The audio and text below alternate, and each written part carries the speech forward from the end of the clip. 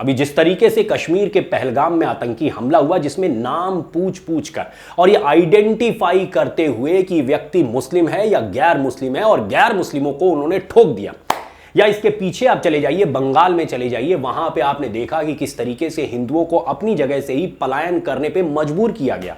या और पीछे चले जाइए, 2020 का दिल्ली दंगा याद कर लिए, जिसमें कि एक मुस्लिम मॉब हिंदू क्षेत्रों में घुसती है और वहां पे लगातार आगजनी करती है, मारकाट करती है। इस तरीके की घटनाएं भारत में जो लगातार हो रही हैं, इसको देख के कुछ चिंता करने की और गंभीरता से सोचने की जरूरत है। दो टूक बात करना चाहता हूं आज की एक्चुअली इन सब घटनाओं का कारण क्या हो सकता है और इसका निवारण क्या होगा, मतलब हम कैसे निजात पाएंगे, हम कैसे ही अश्योर करेंगे कि हमारी आने वाली पीढ़ी इस देश में सुरक्षित जी पाएगी। इस चीज के ऊपर आज चिंतन मनन करना बहुत जरूरी है। केवल हम ये सोचे कि हमारी सेना, हमारी पुलिस जो है आज कोई एक्शन ले ले, हमारी सेना फिर से सर्जिकल स्ट्राइक टाइप की कोई चीज कर दे और पाकिस्तान में कुछ आतंकवादियों को मार दे और ये चीज रिजॉल्व हो जाएगी, तो ऐसा नहीं होने वाला है। मैं देश के प्रधानमंत्री आदरणीय नरेंद्र मोदी जी, देश के गृह मंत्री आदरणीय अमित शाह जी, अजीत डोभाल जी और जो भी ऐसे देश की आंतरिक और बाह्य सुरक्षा के ऊपर काम करते लोग हैं, जो निर्णय लेते हैं, उन सभी व्यक्तियों से कुछ एकदम दो टूक डिस्कशन करना चाहता हूं, बातचीत करना चाहता हूं, अपने दिल की बात रखना चाहता हूं। एक हमें क्या लगता है कि क्या होना चाहिए। देखिए सीधी सी बात है, आप सोचिए कि ओवैसी जैसे आदमी की पार्टी का एक नेता ये कैसे कह देता है कि 15 मिनट के लिए पुलिस हटा दो, हम बता देंगे कि हम क्या कर सकते हैं।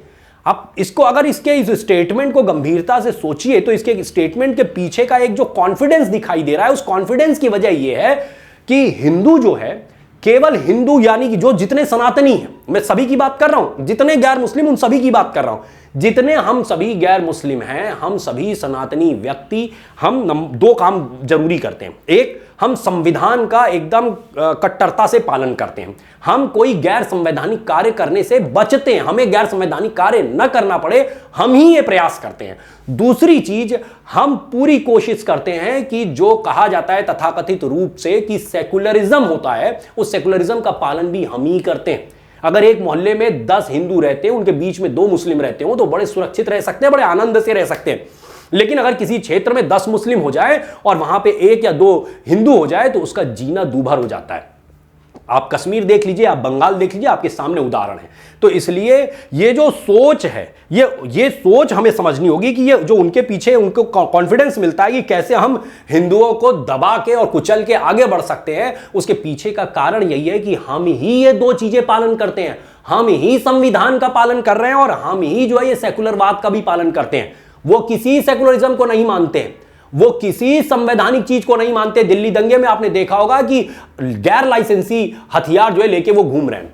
अब होना क्या चाहिए भाई, आप सोचिए कि आज पहलगाम में 4-5 आतंकवादी थे, बंदूक लेके आए और उन्होंने सैकड़ों लोगों की भीड़ में जो है गोलियां चला दी, 26 लोग मारे गए और न जाने कितने लोग जो है उसमें घायल हो गए।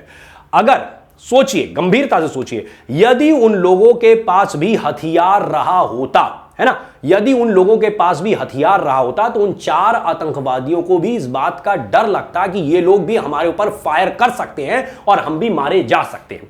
मैं सरकार से सिर्फ इतना कहना चाहता हूं, होना आज ये चाहिए कि जो ये हथियार रखने के लिए लाइसेंस रखने की एक शर्त है, इस शर्त को समाप्त कर दीजिए। देखिए, हम ही इस शर्त का पालन करते हैं। हम जो है गैर लाइसेंसी हथियार नहीं रखना चाहते हैं और इसलिए हम सभी निहत्थे बने हुए हैं और इसीलिए ओवैसी जैसी पार्टी को भी ये लगता है कि हम इनको नेस्तनाबूद कर सकते हैं, क्योंकि हम निहत्थे हैं और वो गैर लाइसेंसी हथियार रख के वो हथियार बंद हैं और हम निहत्थे हैं। तो वो हमारा जो है किसी भी तरीके से संहार कर सकते हैं और इसीलिए उनकी 500 की, 1000 की, 2000 की भीड़ हमारे मोहल्लों में घुसती है और यहां पे आतंक फैला के यहां पे सब तहस नहस करके वापस लौट जाती है। यदि उनके दिलों में इस बात का डर हो कि ये जो हिंदू मोहल्ला है इसके हर घर में 2-2 हथियार रखें, तो उनको भी इस बात से डर लगेगा कि अगर इन्होंने अपनी छतों से गोलियां मारना चालू कर दिया तो जो 500 की भीड़ चली आ रही है, यदि उसमें से 50 आदमी वहां पे गिर गया तो भीड़ उसी तरीके से वापस हो जाएगी। समझने की जरूरत यह है कि हथियार इसलिए नहीं रखा जाता है कि हम किसी को मारना चाहते हैं, लेकिन हथियार इसलिए जरूर रखा जाता है कि सामने वाले को इस बात का डर हो कि यदि हमने इसके ऊपर फायर किया, इसे मारने की कोशिश की, हम इसके अगर 10 आदमी मारेंगे तो 2 आदमी ये हमारे भी मार सकता है। आज हम परमाणु बम संपन्न देश हैं। हम परमाणु बम क्यों रखे हुए हैं? हम इसलिए नहीं रखे हुए हैं कि हम पाकिस्तान को नेस्तनाबूद कर देना चाहते हैं या हम किसी देश को नेस्तनाबूद कर देना चाहते हैं। हम परमाणु बम केवल इसलिए रखे हुए हैं कि यदि किसी के दिमाग में यह फितूर चल रहा हो कि हम भारत को नेस्तनाबूद कर देंगे, तो उसको यह समझ में आना चाहिए कि इनके पास भी परमाणु बम रखा है। अगर तुमने एक फायर किया तो 2 फायर ये भी करेंगे और तुम्हें ये खत्म कर देंगे।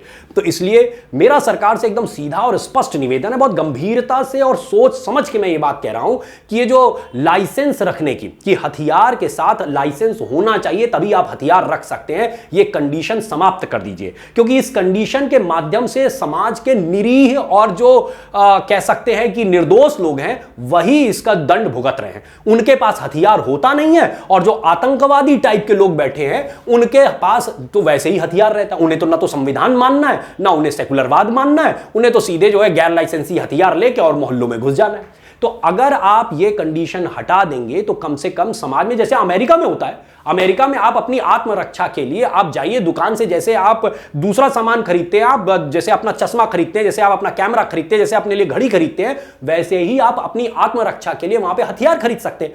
तो भारत में भी ये कंडीशन आज लगाया जाना बहुत जरूरी है। हम ऐसे मोड़ पे खड़े हैं। यदि आज ये निर्णय नहीं लिया जाएगा कि आत्मरक्षक सेना कहां तक हमारी सुरक्षा कर पाएगी?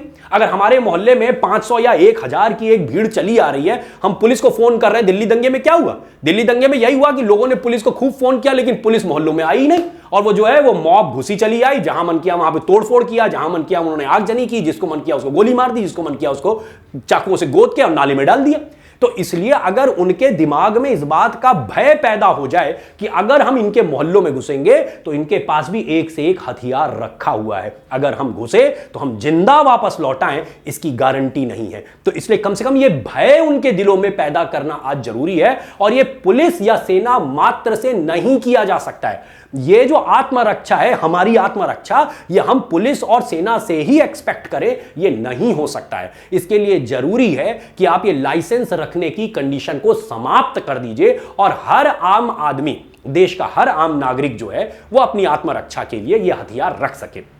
जितना वो सक्षम है, जैसा वो हथियार रखने का सक्षम है। हाँ, आप वो बना दीजिए कि AK-47 किसी को नहीं रखना है, लेकिन आप कैटेगरी बना दीजिए कि किस किस तरीके का हथियार घरों में रखा जा सकता है। और उस तरीके का हथियार रखने के लिए किसी भी प्रकार के लाइसेंस की आवश्यकता नहीं होगी। भाई, ये लाइसेंस की आवश्यकता किस समय रखी गई थी? कब का कानून है? ये कानून है अंग्रेजों के समय का। क्योंकि अंग्रेजों को यह जानना होता था कि भाई इस क्षेत्र में किसके किसके पास हथियार है, क्योंकि ऐसा ना हो जाए कि कुछ ऐसे लोगों के पास हथियार पहुंच जाए जो अंग्रेजी सेना के खिलाफ, अंग्रेजी हुकूमत के खिलाफ ही जो है हथियार उठा ले। तो इसलिए अंग्रेजों को यह जानना जरूरी होता था। आज तो देश की अपनी सरकार है, भारतवर्ष के लोगों की सरकार है, तो इसलिए आत्मरक्षा के लिए सभी को हथियार रखने की छूट होनी चाहिए। ऐसा मेरा करबद्ध निवेदन है सरकार से। क्योंकि बिना इसके हम अगर सोचें कि हम अपने देश की जनता की सुरक्षा सुनिश्चित कर पाएंगे, यह संभव नहीं है, यह नहीं संभव है। इसके लिए बहुत जरूरी है कि यह चीज होनी चाहिए।